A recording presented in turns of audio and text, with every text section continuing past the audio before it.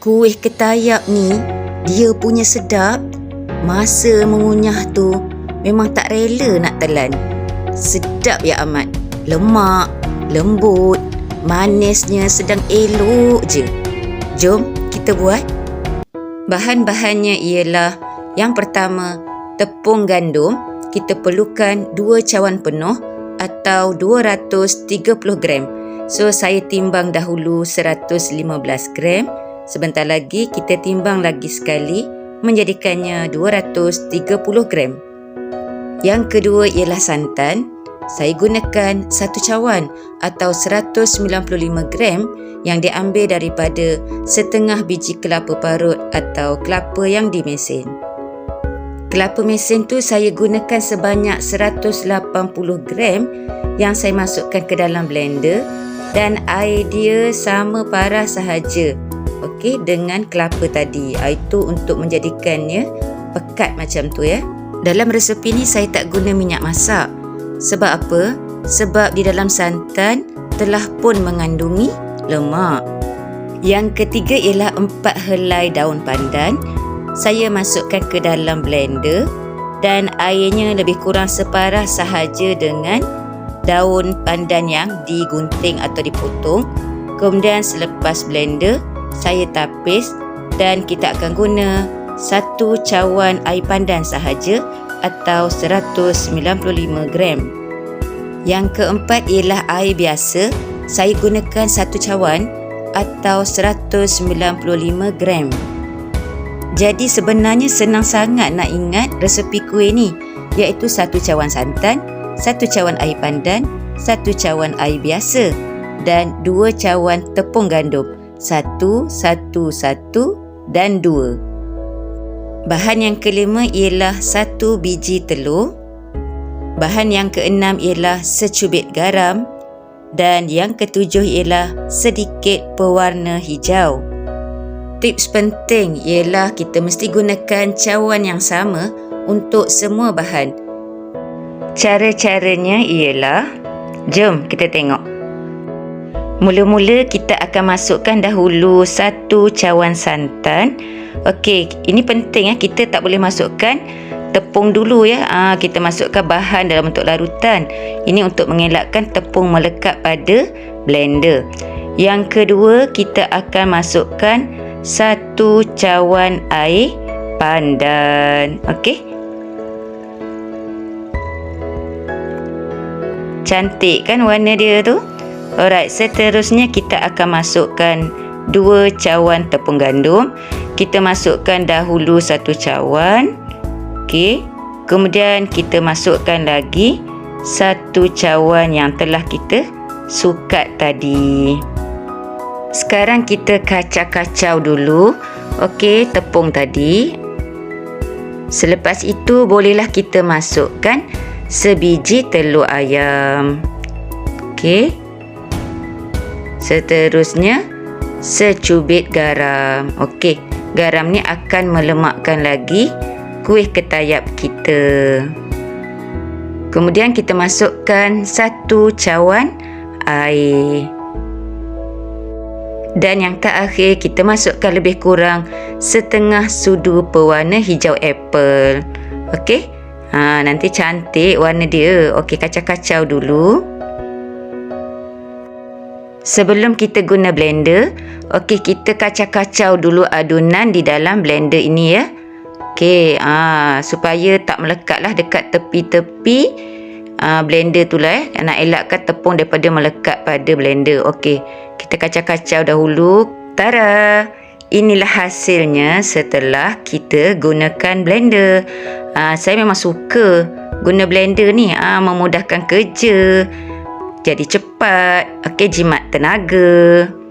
Okey, kemudian kita akan tapis. Okey, so sekarang kita tapis adunan tadi.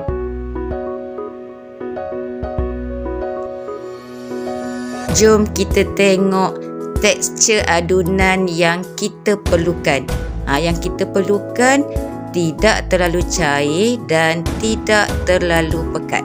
Okey, resepi ni memang sangat-sangat sesuai. Okey, sangat-sangat padulah kita cakap.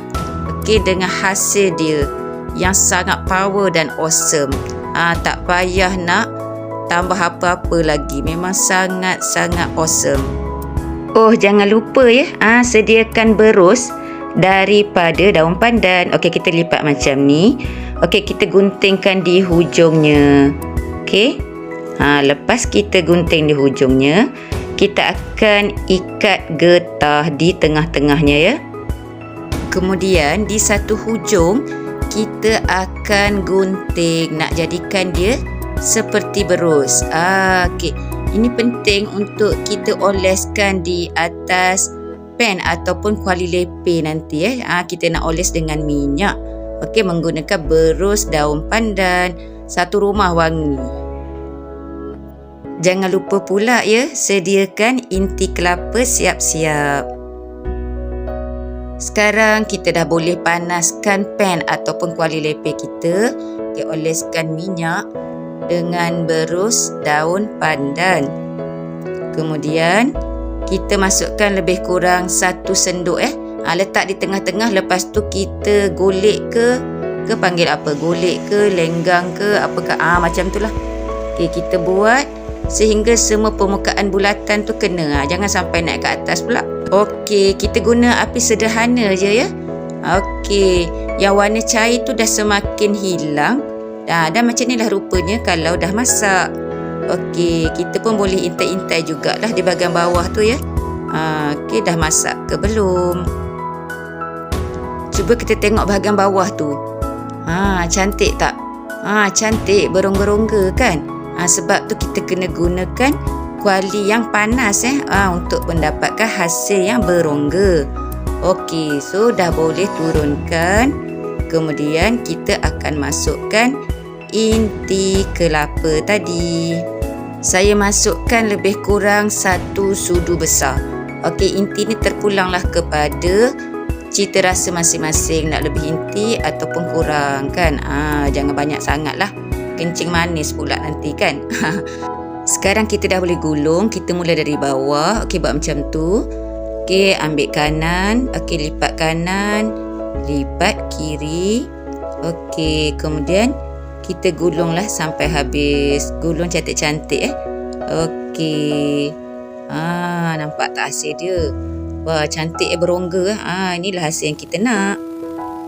Jom kita ulang langkah atau step yang sama. Oles sikit minyak dan kita masukkan 1 sendok dan kita lenggang macam tu lah. Okey.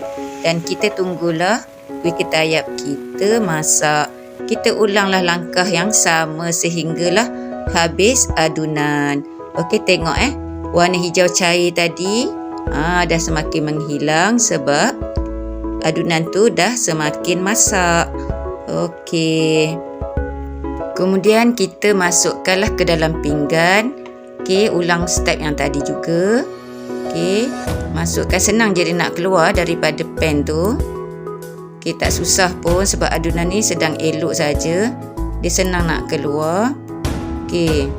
Sekarang kita akan masukkan inti lebih kurang 1 sudu penuh. Right, dan kita gulunglah sebagaimana yang kita buat mula-mula tadi. Okey, kita mulakan dari bawah. Okey, kemudian kita lipat kanan, lipat kiri. Kemudian kita gulunglah sehingga ke penghujung. Okey, cantik tak hasil ni? Cantik, berongga. Yang tu yang kita nak, hasil yang macam ni. Tada! Kuih gulung, kuih ketayap ataupun kuih dadar kita dah pun siap. Telur ke hidup? Okey, kita potong, tengok bahagian dalam dia. Mengancam tak? Jom saya kongsikan rasa kuih ketayap atau kuih dadar ataupun kuih gulung yang saya buat tadi. Kejap ya, saya makan dulu. Sedap ya amat. Kulit dia, okey, lemak. Memang kena sangat lemak dia ni. Sebab ada santan tadi. Inti dia manis, sedang-sedang elok, tak manis sangat. Okey, nanti sekarang dapat kencing manis pula. Okey, lagi sekali. Pernah tak sahabat semua makan makanan, masa mengunyah tu rasa sayang nak telan? Pernah tak? Mesti pernah kan? Macam itulah rasa kuih gulung ni. Sebelum ni saya pernah buat yang tak ada santan. Tapi kali ni saya cuba yang ada santan pula.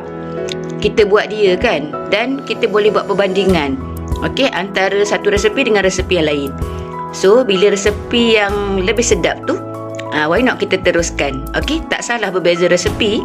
Okey, tetapi kita tengoklah yang mana kena dengan cita rasa kita. Okey, selamat mencuba. Kejap. Kenapa saya cakap sayang nak telan? Sebab deria rasa kita di lidah, bukan di perut. Lidah merupakan organ deria yang sensitif terhadap rangsangan kimia atau bahan berperisa. Lidah membolehkan kita untuk mengesan rasa manis, iaitu sweet, masin, salty, masam, sour dan pahit, bitter. Jadi, bersyukurlah kita kerana masih mempunyai deria rasa. Semoga video ini bermanfaat untuk semua. Jumpa lagi. Jangan lupa subscribe tu kan percuma.